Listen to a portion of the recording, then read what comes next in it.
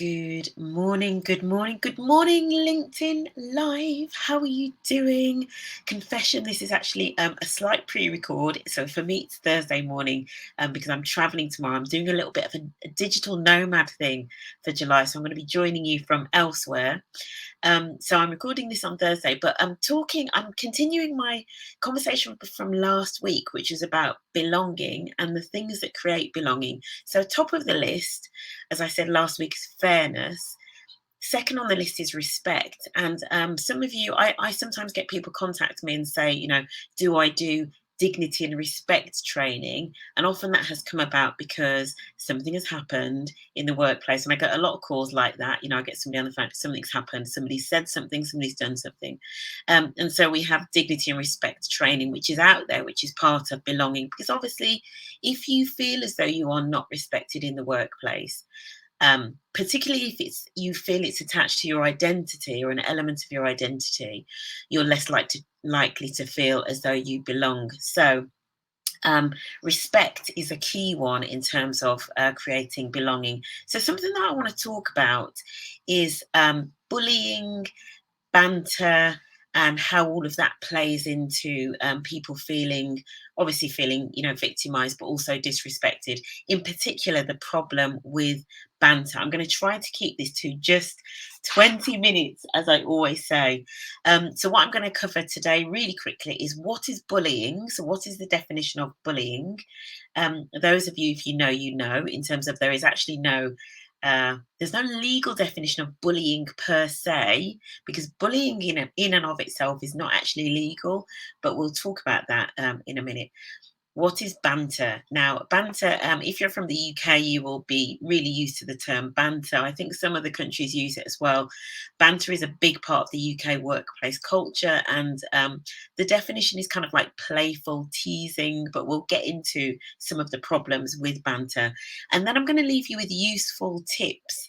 Now, some of the inspiration for this was taken from the recent Dominic Raab case of bullying, and obviously he was found to have been, sort of like guilty. I say that obviously it wasn't a court thing, but the report found that he had been bullying some members of staff. And so I've had a look through that report as part of an article that I was doing. And what I want to do basically here is just bring to you some of the useful findings, because one of Dominic Raab's defences to that report is that he wasn't bullying, he was just giving negative feedback about work. So there is something about, how do you give constructive feedback that's negative, as in, maybe there's been an issue with performance or there's been an issue with work. How do you do it in a way that somebody doesn't feel as though they've been bullied, right? So that's the challenge. So I'm going to leave you with that right at the end. So let's get into this. What is bullying? So as I said, there isn't actually technically a definition for bullying. However, there is the phrase bullying and harassment, particularly if it pertains to somebody's identity. So if you think about like the Equalities Act 2010, you've got, the protected characteristics, as we call it here in the UK, or protected categories or protected classes, as it's sometimes referred to in other countries. So things like, age, ethnicity, disability, sexual orientation, religious beliefs, whether somebody's married, all of those sorts of things. Basically, if behaviours are related to somebody's identity, there is this term called bullying and harassment, which is covered by the Equalities Act. And the phrases that are used are specifically spreading malicious rumours. And I would go further than that and say, particularly if it's because basically you're trying to make sure that that person becomes socially excluded and ostracized, right? So spreading malicious rumors, unfair treatment, and that's all it is. So that could be determined to be, a multitude of things, but unfair treatment, picking on or regularly undermining someone. And I think the word regularly is interesting as well. So when we think about that, we think, okay, this is something that's happening over and over again. It's not just a one-off. Denying someone's training or promotion opportunities can be deemed to be bullying. And obviously, for those of you, if you have been involved in a bullying or harassment case, hopefully you've not been on the receiving end, but bullying is a lot more common than we think. I've certainly worked with individuals that I would describe as bullies. um, you know that often there is, there is a basket of things. It's usually not just one thing. There's almost like a whole catalogue of events that have contributed to this sort of like bullying behaviour, and that certainly was the case with Dominic Raab as well. So those are some of the behaviours that go into bullying. And just to kind of like clarify it a little bit more, um, some of the things about Dominic Raab's case, the power dynamic. So just to talk about this here, a lot of the civil servants in Dominic Raab's office who had brought these complaints were relatively junior. And also, another thing, he had no direct line management responsibility for these civil servants. If you imagine when he thought that he was just giving negative feedback about work, supposedly, he had no line management responsibility for these individuals. And he would, sometimes in public, be highly critical of the work and use, quite abrasive language. So that was deemed to be inappropriate. That feedback in that way was deemed to be inappropriate. Um, Dominic Raab described himself as inquisitorial, fastidious, direct, and impatient.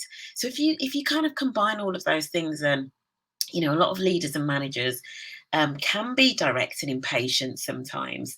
So things like, if there are things like interruptions in meetings and they're really aggressive or angry, that could be seen as bullying. And even if it's not as serious as bullying, it's going to be seen as, I would imagine, quite disrespectful or rude.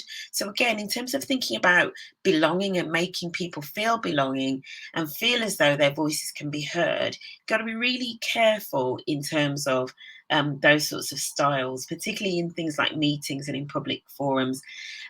Insulting and inflammatory language. So Dominic Raab described some work as utterly useless. This was in public, utterly useless and woeful. And the report that was done, which was done by somebody called Tolley, was deemed to be insulting personal criticism. So, if you're using language that most people would deem to be insulting or inflammatory or quite abrasive, that's going to be a no-no.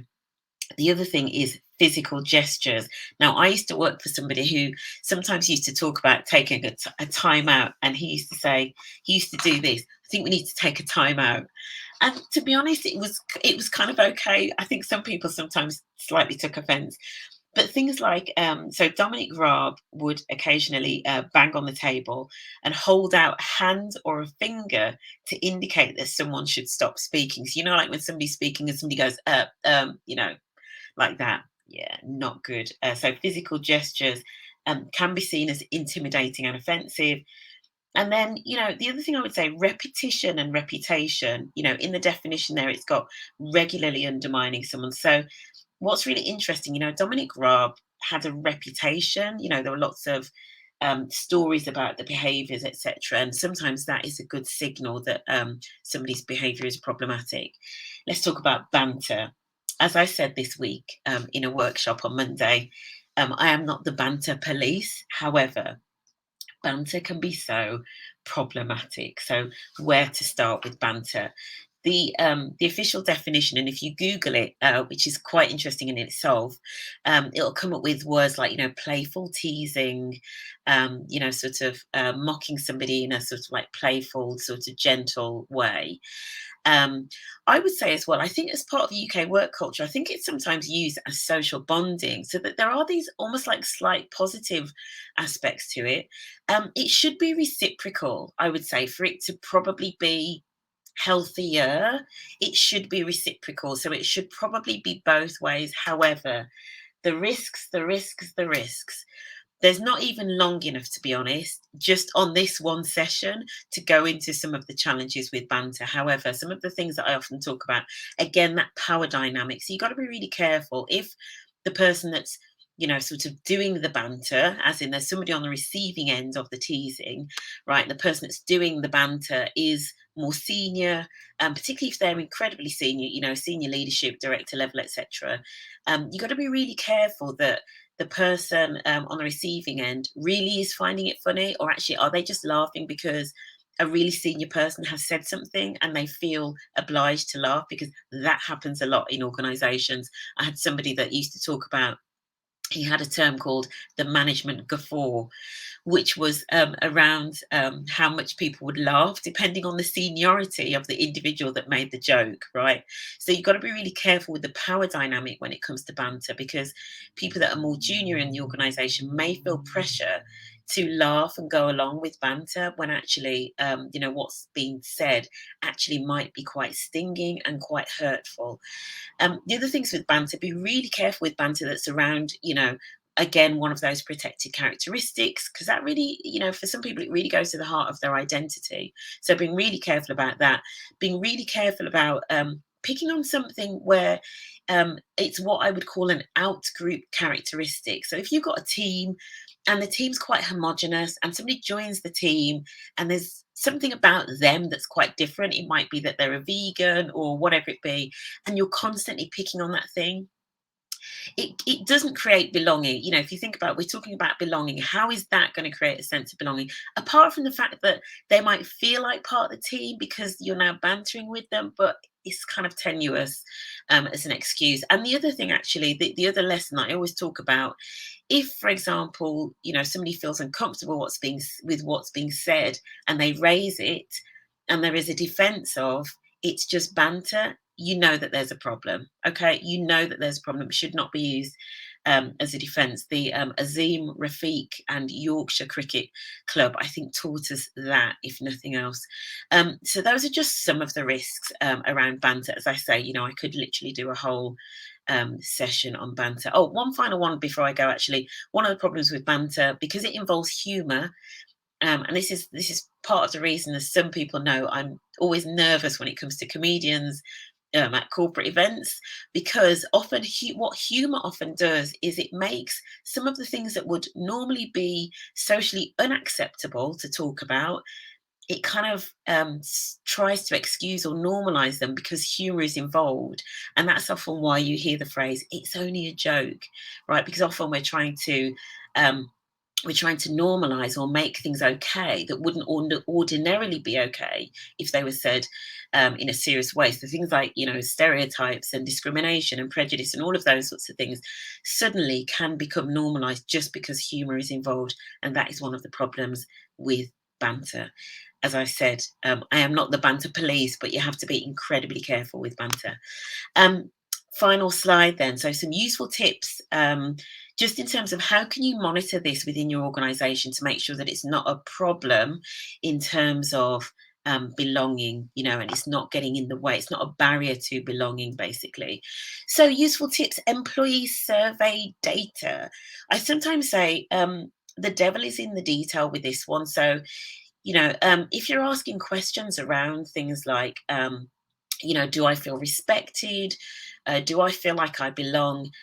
Dive into the data and go and look at it by demographics. So hopefully, as part of your employee survey, you are collecting demographics, like gender, like disability, like age, etc. And you really need to go into the minutiae of it to try to pick up on, are there any issues by identity or by a particular characteristic, both across the firm as a whole, but also within specific teams, actually, and maybe try to spot, is there maybe an issue in a certain team? So has a certain team maybe got an issue? So you might have a subculture within a certain team where actually, maybe the banter's quite high, but actually it's really having a negative impact on some individuals. Something like 1 in 5 women and 1 in 10 men report a loss of confidence due to banter at work. So it's a serious thing, okay? So look at the data. Giving negative feedback, how to give negative feedback in a way that, you don't demoralize people, you don't humiliate them, you don't make them feel as though they can't continue to contribute. So the things that I would say, first of all, particularly if you're not their line manager, right, I would say generally do it in private versus rather than do it in public. And this advice is very much geared at UK workplaces. UK workplaces tend to be We don't really like confrontational conflict anyway. And I would say that I think individuals, therefore, are more sensitive in the workplace, right? So you've got to bear that in mind. So, UK workplaces in particular, give negative feedback in private rather than in public, because unless you're really skilled at delivering negative feedback, it can leave somebody feeling quite humiliated. Words matter, so avoid words that are insulting or inflammatory. If you're not sure what words to use, if you can, in confidence with somebody, get a second opinion, especially if it's a piece of work maybe that's been shared with others. Get a second opinion on that work. The other thing I would say, particularly if it's around a work or specific behaviours, rather than making the feedback personal and vague, focus very specifically on the outputs, the impact of a certain behaviour, or the outputs of the work, and rather than the individual. So rather than the individual's character or the individual's motive, just focus very much on the output. And then behavior, at the end of the day, if there's an issue with behavior, nobody's perfect, for one, first of all, right?